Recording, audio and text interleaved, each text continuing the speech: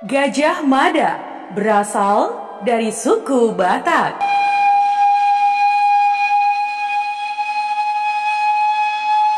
Ya teman, Gajah Mada adalah salah satu tokoh yang paling terkenal dalam sejarah Nusantara. Sebagai Mahapati Majapahit, ia dianggap mampu menyatukan wilayah-wilayah taklukan Majapahit yang tersebar dari Aceh sampai Papua, termasuk Timur Leste, Malaysia, dan selatan Thailand. Tapi siapakah sosok Gajah Mada dan dari mana asalnya memiliki banyak versi.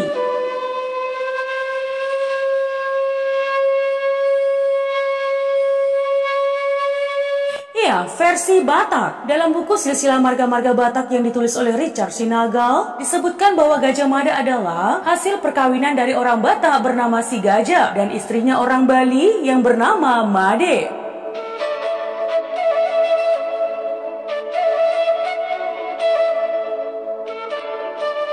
Awalnya anak ini bernama Gajah Made dan kemudian menjadi Gajah Mada. Ayahnya Si Gajah Mada merupakan keponakan dari Tuan Sorbadi Banua. Beliau adalah cicit dari si Raja Batak dan merupakan kakek dari marga Sihombing.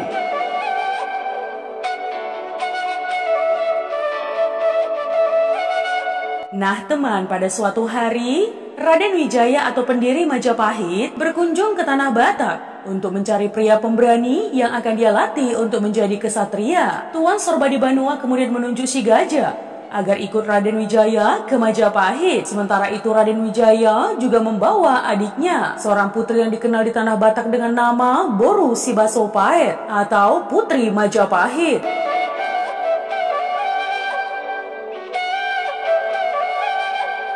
Boru Sibasopait ini menjadi istri kedua Tuan Sorbadi Banua yang melahirkan 3 anak. Anak keduanya adalah Toga Sumba, ayah dari Sihombing dan kakek dari Nababan. Jadi Si Gajah hanya keponakan dari Tuan Sorbadi Banua. Jadi Gajah Mada bukan keturunannya.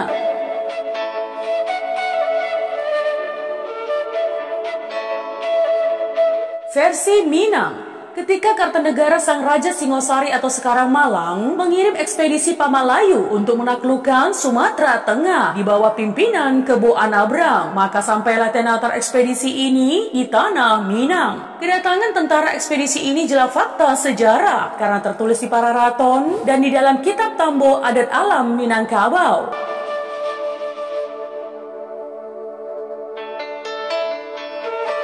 Singkat cerita teman, rakyat Minang tidak mampu menghadapi tentara ekspedisi yang sangat terlatih dan jumlahnya ribuan itu, sehingga diajukan tawaran adu kerbau. Ya, kalau kerbau tentara Jawa menang, maka Minangkabau jadi jajahan Singosari. Kalau sebaliknya teman, jika kerbau urung awak yang menang, maka tentara Jawa harus segera angkat kaki.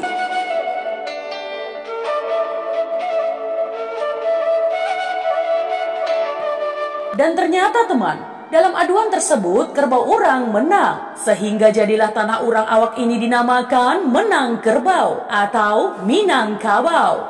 Nah, ketika balik pulang ke Jawa, tentara Jawa membawa seorang remaja tanggung bernama Gajah Mada. Kelak Gajah Mada mengabdikan diri di kerajaan Majapahit sebagai penerus Singosari.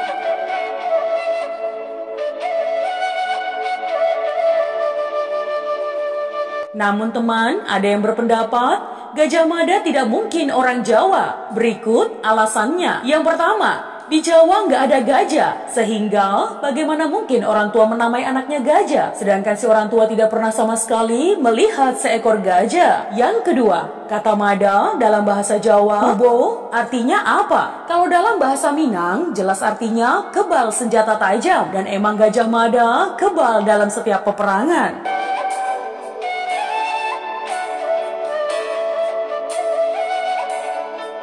Lebih lanjut teman, fakta sejarah yang tersembunyi dari hasil penelitian. Yang pertama, ditemukan atau adanya koin-koin emas Majapahit yang bertuliskan kata-kata Tauhid. Sebagaimana kita ketahui teman, koin merupakan sebuah alat pembayaran resmi yang berlaku di sebuah wilayah kerajaan. Maka sungguhlah mustahil jika dikatakan bahwa sebuah kerajaan Hindu memiliki koin yang bertuliskan kalimat Tauhid seperti ini.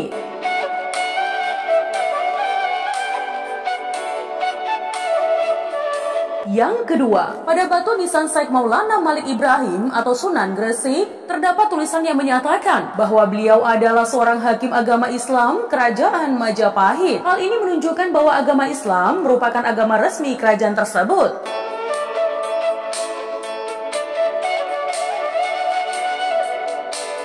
Yang ketiga, lambang kerajaan Majapahit berupa 8 sinar matahari dengan beberapa tulisan Arab yakni sifat, asma, marifat, Adam, Muhammad, Allah, Tauhid, dan Zat. Mungkinkah sebuah kerajaan Hindu memiliki logo atau lambang resmi bertuliskan kata-kata Arab seperti ini?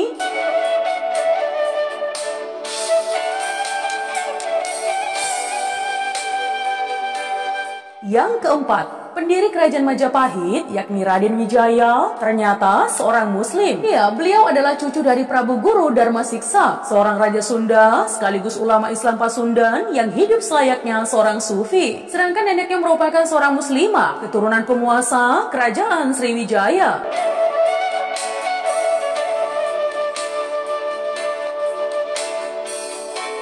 Meskipun Raden Wijaya bergelar Kertaraja Sajayawardana atau menggunakan bahasa Sanskerta yang lazim digunakan saat itu, tidak lantas menjadikan beliau seorang pemeluk Hindu. Gelar seperti ini atau menggunakan bahasa Sanskerta ternyata masih juga digunakan oleh raja-raja Muslim Jawa zaman sekarang, seperti Hamengkubuwono dan Paku Alam di Yogyakarta, serta Pakubuwono di Surakarta atau Solo.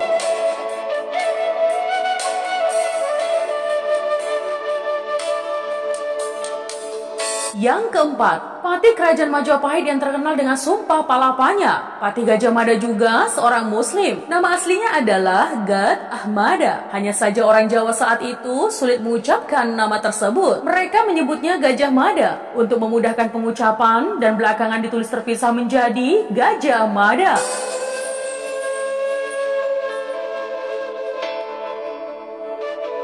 Ya, kerajaan Majapahit mencapai puncak keemasan pada masa Patih Gad Ahmada. Kononnya kekuasaannya sampai ke Malaka atau sekarang masuk wilayah Malaysia. Nah teman, setelah mengundurkan diri dari kerajaan, Patih Gad Ahmada lebih dikenal dengan sebutan Syekh Mada oleh masyarakat sekitar. Pernyataan ini diperkuat dengan bukti fisik, yaitu terdapat tulisan Tauhid.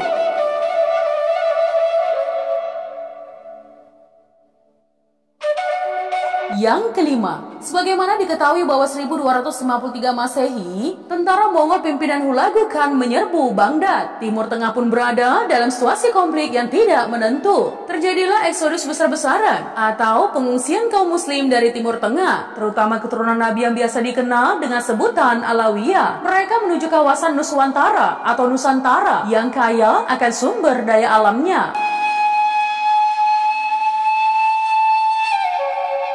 Mereka pun menetap dan melanjutkan keturunan yang sebagian besar menjadi penguasa kerajaan-kerajaan Nusantara, termasuk Kerajaan Majapahit.